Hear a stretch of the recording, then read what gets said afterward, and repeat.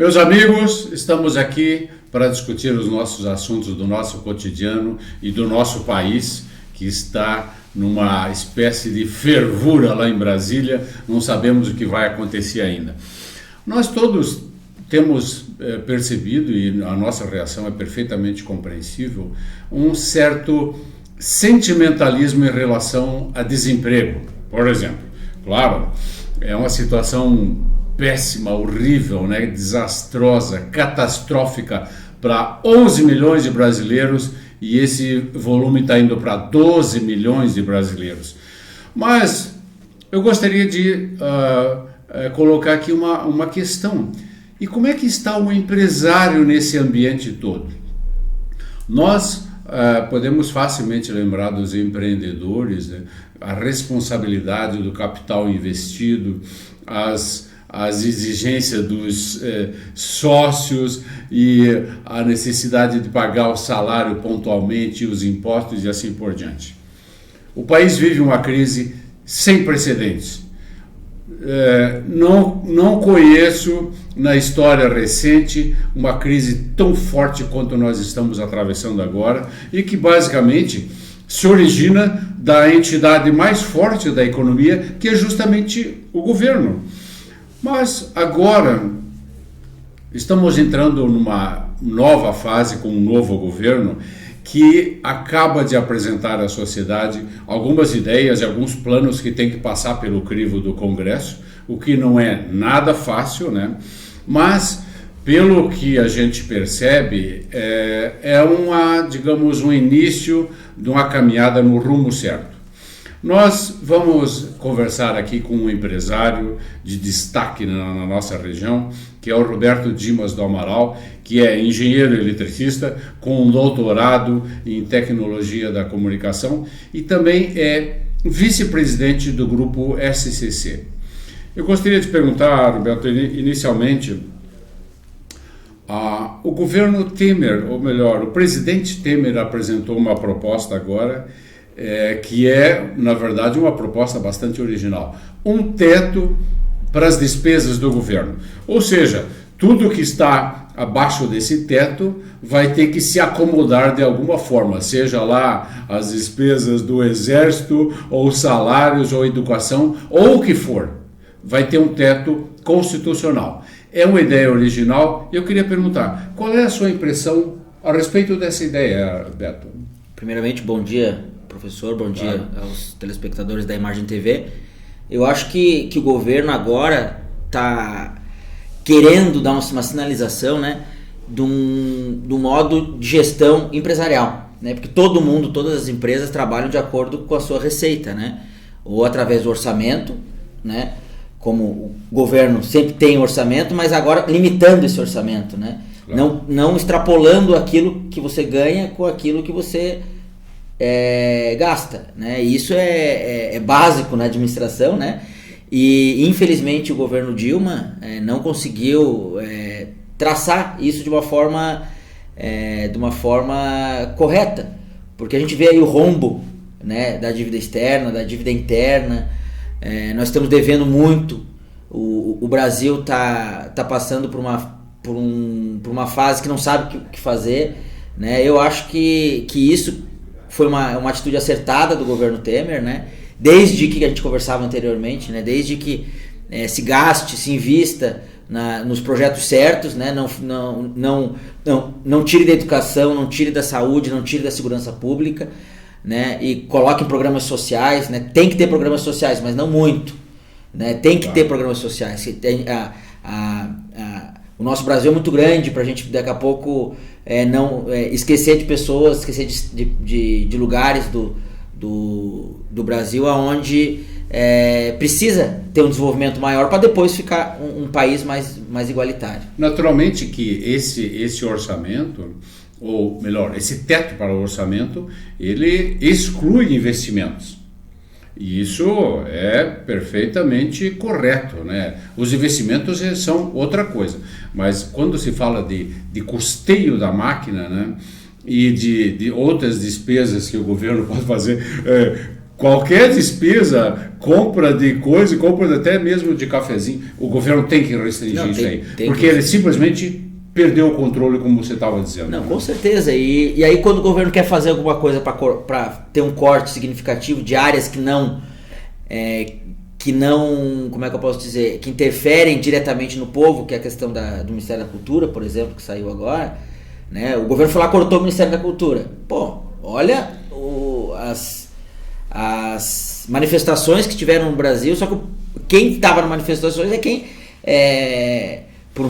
recebe da Lei Rouanet, Lei do Audiovisual, lei de várias, que não tem tanta interferência na saúde, na educação e na segurança pública. Né? É uma área importante, mas tem que diminuir. Mas você acha que o recuo do presidente Temer, nesse caso, é uma demonstração de fraqueza? Como ele falou, ele não tem compromisso com o erro. E essa frase dele, que não tem compromisso com o erro, significa, nas próprias palavras do presidente, que ele pode rever e consertar a decisão. Você acha que mesmo assim é uma demonstração de fraqueza do presidente? Não, é uma demonstração política. Né? Se a gente olhar na maioria dos ministérios, a maioria dos ministérios foram colocados politicamente, né? Não tecnicamente. Né? A gente teve, até aqui em Lages, o prefeito Eliseu colocou no começo do seu mandato, pessoas certas nos lugares certos. Né? Essa frase eu achei bem legal dele, né? E que o Temer não fez. Né? Ele colocou as pessoas, ele fez o ajuste político para poder governar, colocando nos ministérios quem ele tinha que agradar, né? Vamos dizer assim. Né? Então a gente tem que ter cautela, né? Claro, você falou no começo de desemprego. Eu nunca recebi tanto currículo na minha vida como eu estou recebendo agora.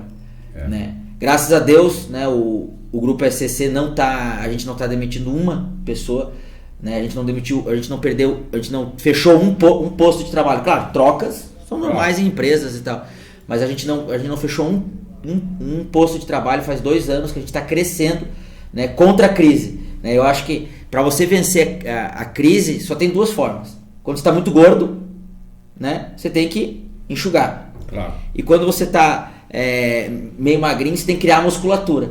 Né? E nós somos uma empresa pequena, enxuta, nós precisamos criar musculatura para enfrentar a crise. E a gente fez o inverso de todo mundo. Claro. Enquanto as outras emissoras, as outras empresas demitiram, enxugaram o pessoal, nós investimos. Né? Nós colocamos programas novos, aquele negócio, enquanto muitos choram, poucos vendem lenços, né? Então a gente está vendendo lenços, a gente está indo atrás do mercado, trabalhando para crescer ainda mais e enfrentar a crise. Claro. E o que aconteceu?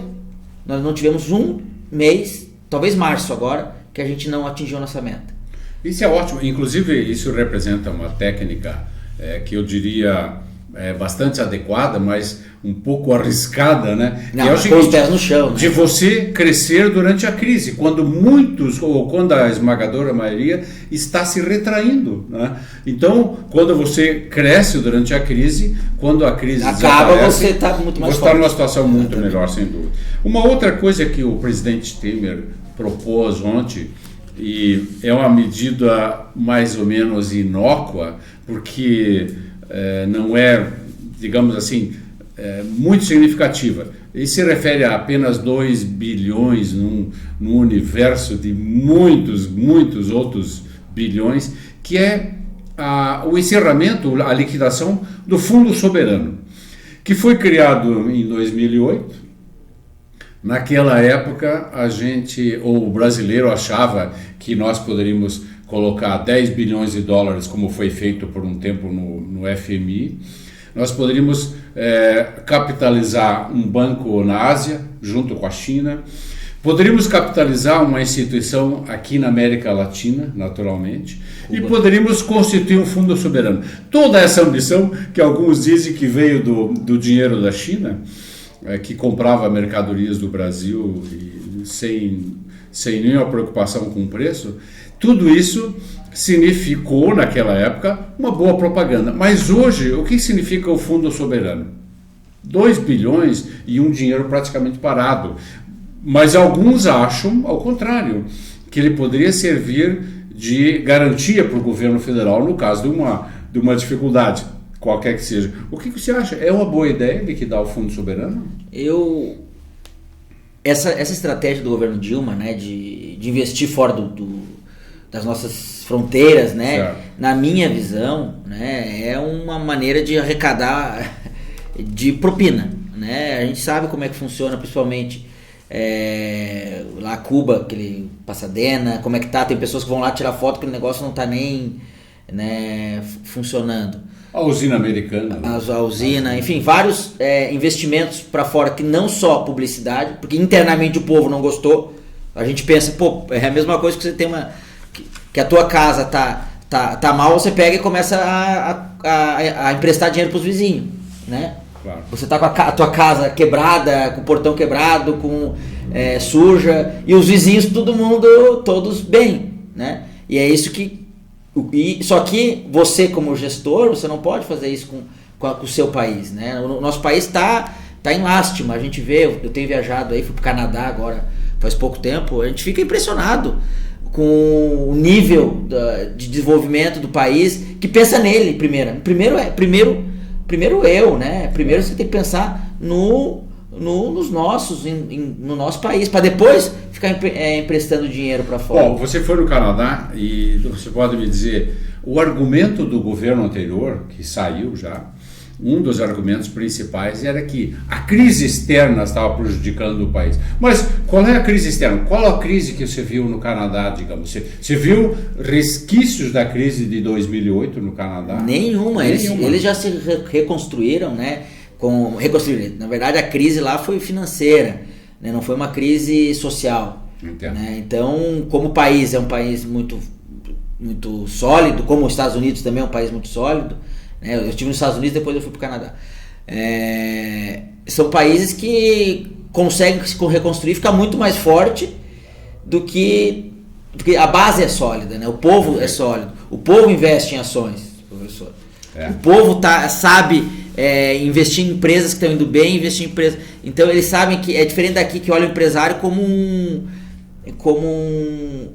algo que está sugando a sociedade, não algo que está trazendo algo para a sociedade. Sim. Né? É diferente. A gente olha os esquerdistas, né?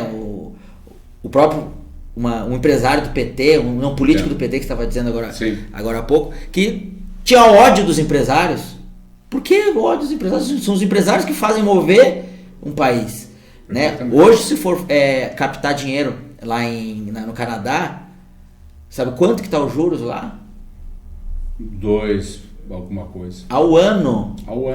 2% ao ano. Né? Se você não tem um projeto bom. Se você tiver um projeto bom, o BNDES de lá, que não é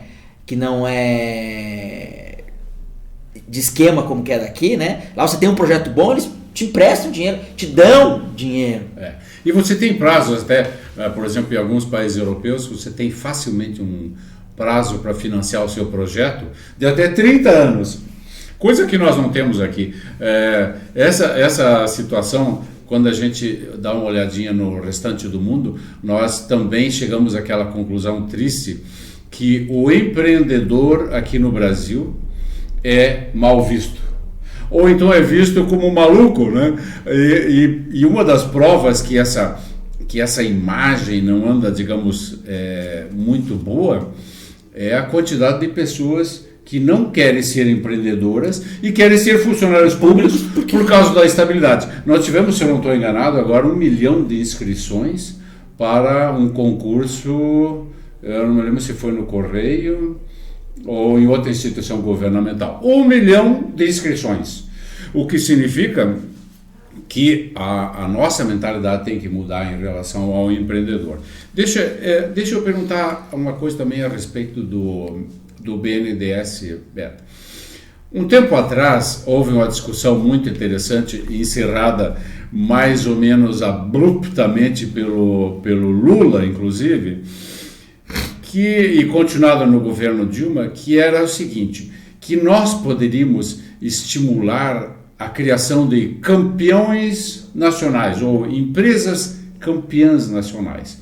Uma ideia que se aplicou aos bancos nos anos 60 e 70, e, na minha opinião, o resultado não foi assim tão satisfatório. A prova é que 80% do movimento bancário se concentra em 10 bancos e os outros 140 com o resto.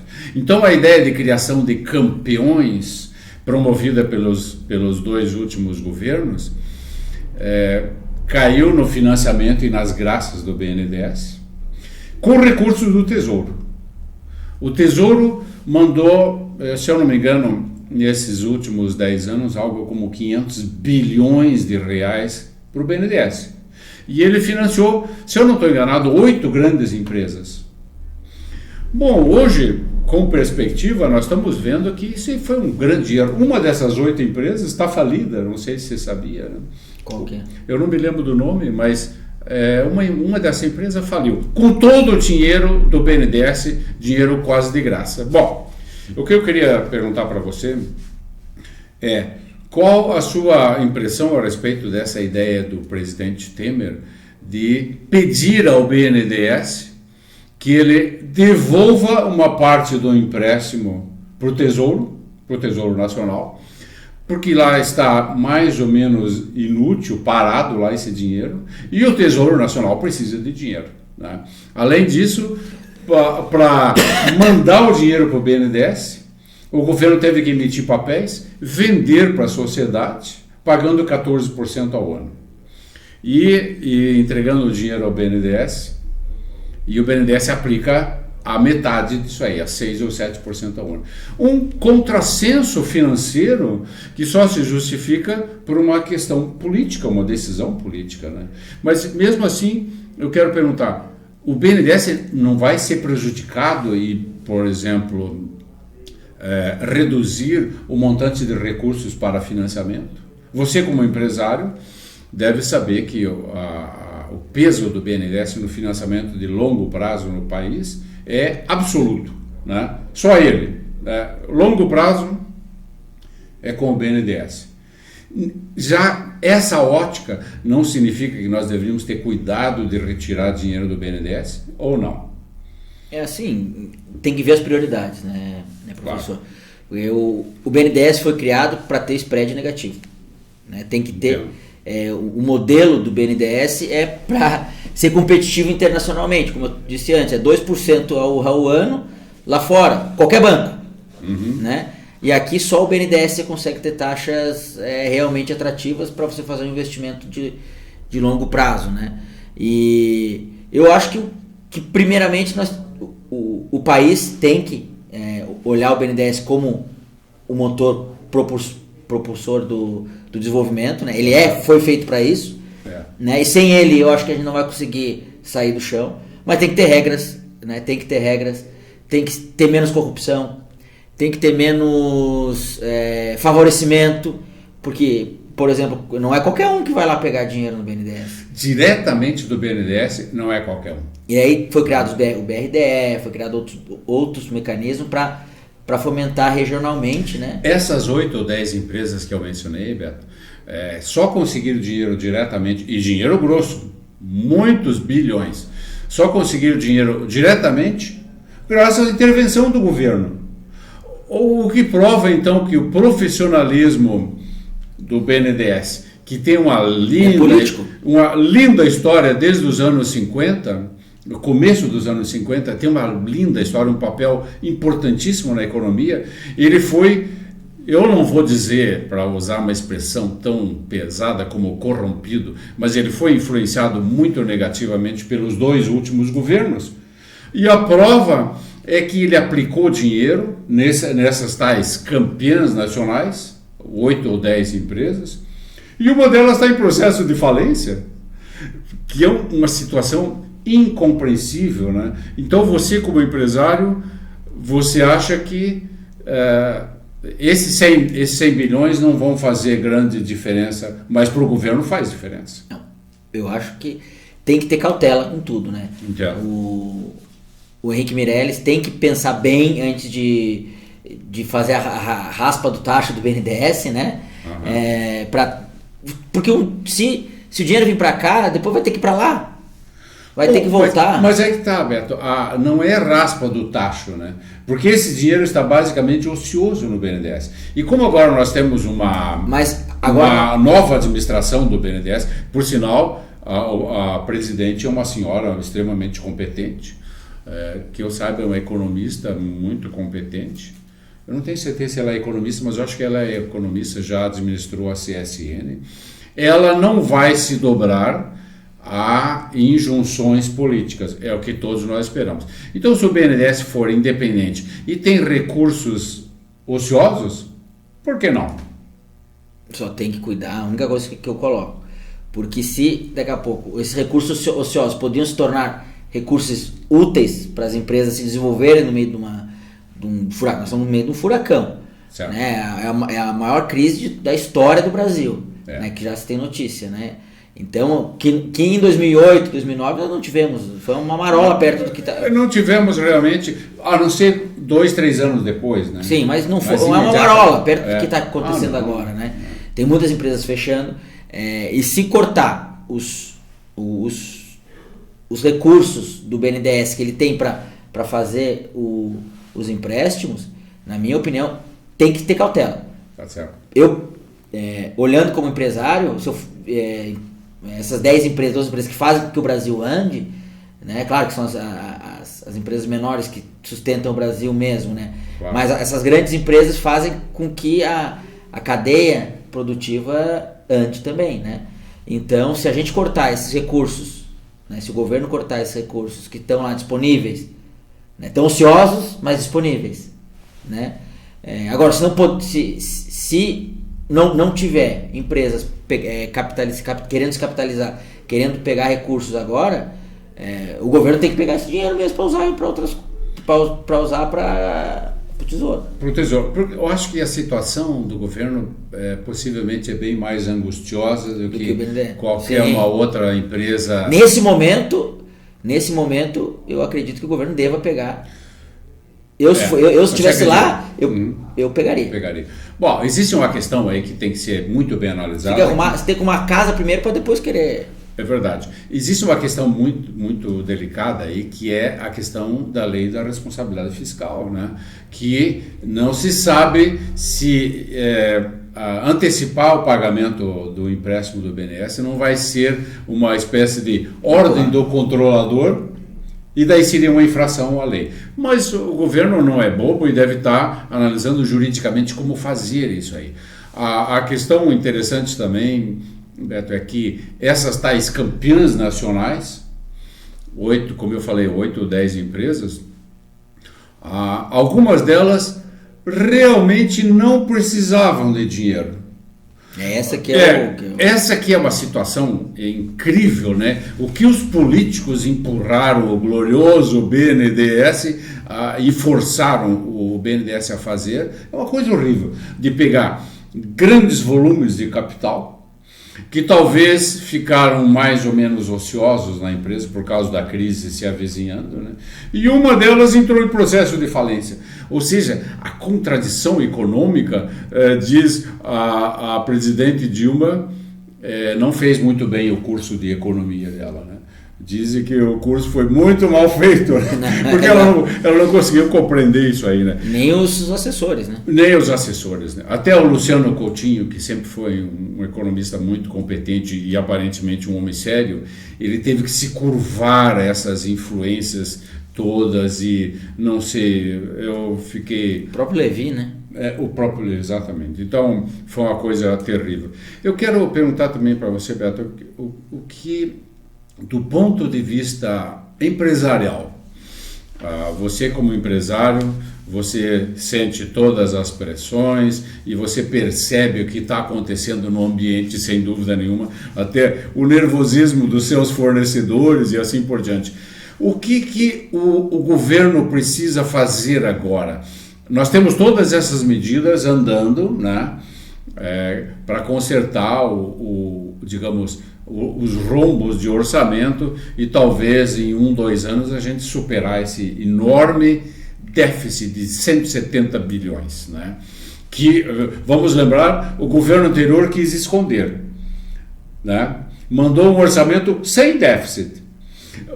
Como que ele fez isso? Um bom contador provavelmente terá dificuldade de entender isso aí. Mas o que do ponto de vista empresarial, voltando e repetindo a mesma coisa que eu já disse, o que o governo deveria fazer agora, Beto? Ele deveria mexer nos juros, por exemplo, que não é uma situação catastrófica que nós vivemos, ou fazer uma reforma tributária, ou o quê? O que é mais urgente para você? O que é importante agora? Eu acho que o importante agora é o governo dar um sinal para a sociedade que está fazendo algo, como ele está fazendo, né? Então isso já acalma um pouco a sociedade, nós como empresa, né? Mostrar principalmente que está fazendo as coisas certas, de forma certa, né? O que é o famoso compliance, agora todo mundo é a palavra da moda, né? É a ética, né? O mercado internacional, local, tá todo mundo querendo, com dinheiro no bolso para investir, mas ninguém quer colocar R$1 em algum lugar porque não sabe o que vai acontecer. As empresas estão com o dinheiro, só que elas estão segurando. Os empresários estão com o dinheiro, só que estão segurando, né? Segurando os investimentos. Ontem mesmo estava conversando com um corretor de imóveis, né? Ele falou que parou, ninguém mais está comprando nada, a não ser barbadas, né? Ou o mercado de luxo, talvez. Não, mercado mesmo. Mercado mesmo. Né? Os investidores, né, que compravam apartamentos para investir e tal, estão segurando, né, dinheiro, porque não sabem, estão capitalizados. Só que a insegurança do mercado é que leva com que é uma crise muito mais de confiança, claro, do que uma crise financeira, né? E o que a gente espera do governo, né? A gente espera que tenha uma reforma tributária urgente, né? Porque não tem como a gente seguir com todos esses encargos que a gente tem, que não retorna para nós, né? Não retorna para a sociedade. E é isso que é impressionante. A gente tem quase o dobro do que a gente recebe, né?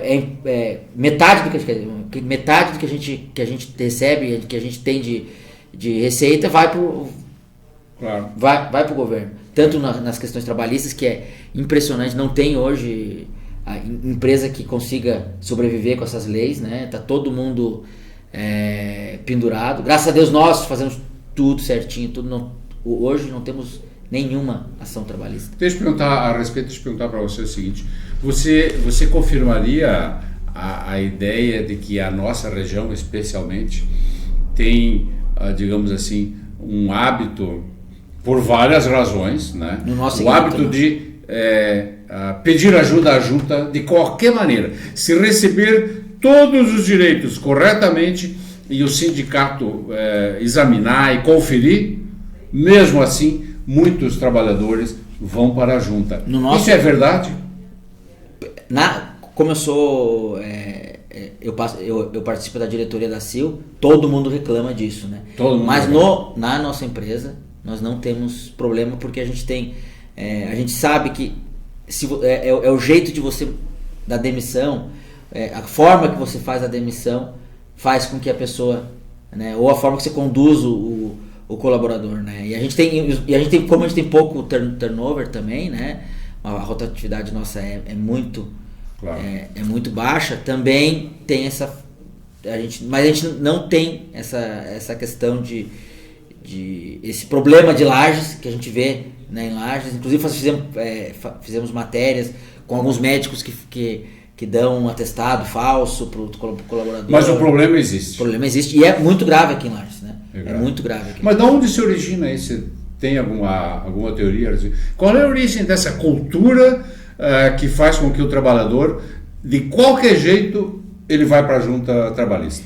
De certa forma, cultural. É cultural. Porque são vários fatores, né? Tem os escritórios de advocacia, que a hora que de certas empresas, a hora que saem, eles já vão em cima do empregado. É verdade. Tem os empregados, os próprios colaboradores que saem, que não pensam no futuro, pensam no agora, né? Porque a pessoa entrou na junta contra a empresa, é óbvio que os empresários se falam, né?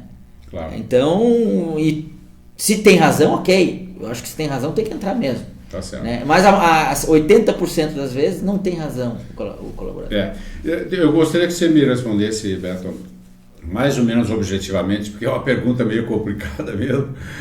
O que o governo deve fazer agora? Em primeiro lugar, mexer nos juros, fazer uma reforma tributária ou fazer uma reforma trabalhista? Qual para você é o mais importante, o mais urgente aí? Reforma tributária. Reforma tributária. E não nos juros? Não nos juros. Não nos juros. Para o meu negócio. Entendo. Para o meu negócio. Você está falando da sua empresa. Da então. minha empresa. Não como mercado. Olhando como o país... Não, como membro da ACIL, por exemplo, você com todos os empresários... Reforma tributária também. Reforma tributária, você acha Eu acho que os tributos, né, mexer nos juros, você faz com que é muito difícil você ter uma resposta rápida. Mas você está mexendo no juros, você está beneficiando o déficit do governo, porque o governo que acaba remunerando com aquela dívida pública gigantesca, ele gasta 500 bilhões por ano. Como governo, eu mexeria nos juros. Entendo. Como sociedade, porque mexer nos juros, quem se beneficia mais são empresas que precisam captar dinheiro, claro, e o próprio governo. O próprio governo, né? O próprio governo. Agora, nos tributos, a curto prazo, né? A questão tributária, que é uma carga enorme, é a maior do planeta, né? Claro. Aqui no Brasil, eu mexeria para beneficiar a classe empresária. Você está falando de beneficiar a classe empresarial. Não qual é o pior tributo que nós temos? É o ICMS? Tá a bagunça que existe no ICMS? Ou é o imposto de renda? É tudo. Tem o imposto de renda, na verdade, tem o IPI, tem o... Na verdade, nós temos um cipoal de impostos e taxas no Brasil que... Os Estados Unidos, por exemplo, é 7%, acabou. Na Europa é a mesma coisa. É uma racionalidade que nós não conhecemos, infelizmente. Beto, em relação ao nosso tempo que nós temos que respeitar, eu tenho uma última pergunta para você. E eu queria perguntar simplesmente o seguinte: você acha que todas essas crises aqui são uma espécie de parto, né, para uma situação melhor? Ou melhor, nós vamos aprender com essas crises, todas que nós temos no Brasil ultimamente? Tem aquela máxima, né? É na crise que cresce. Entendo. Né? Então, e na crise que faz a seleção natural. Eu li um livro, não estou lembrado qual que é o nome, que ele mostra como a gente evoluiu, como a humanidade evoluiu nas crises. Claro. Né? Porque você se reinventa na crise, né? E quem está parado, quem não se reinventa, morre. Isso na natureza é a mesma coisa, né? Tá. Então, no meio empresarial, político, tanto político, o Brasil está se reinventando agora, ou a gente acaba com a corrupção agora, ou não vamos sair da crise. Enquanto tiver corrupção, enquanto tiver empresas que não se reinventam, a sociedade que não muda, nós não vamos mudar. Porque a gente vê, por exemplo, até no jogo do Inter de Lages ali, tem corrupção, criança de 12 anos, tem 13 anos querendo se passar por 12, agora na Festa do Pinhão a mesma coisa, gente pulando. O nosso povo tem que mudar. Tem que mudar. Se nós não mudarmos a nossa base, nós não vamos mudar para os nossos governantes, que quem elege nossos governantes somos nós. É verdade. Né? E na crise, reforço, na crise é que surgem as oportunidades, né? As empresas, por exemplo, tem 3 empresas que prestam serviço de panfletagem.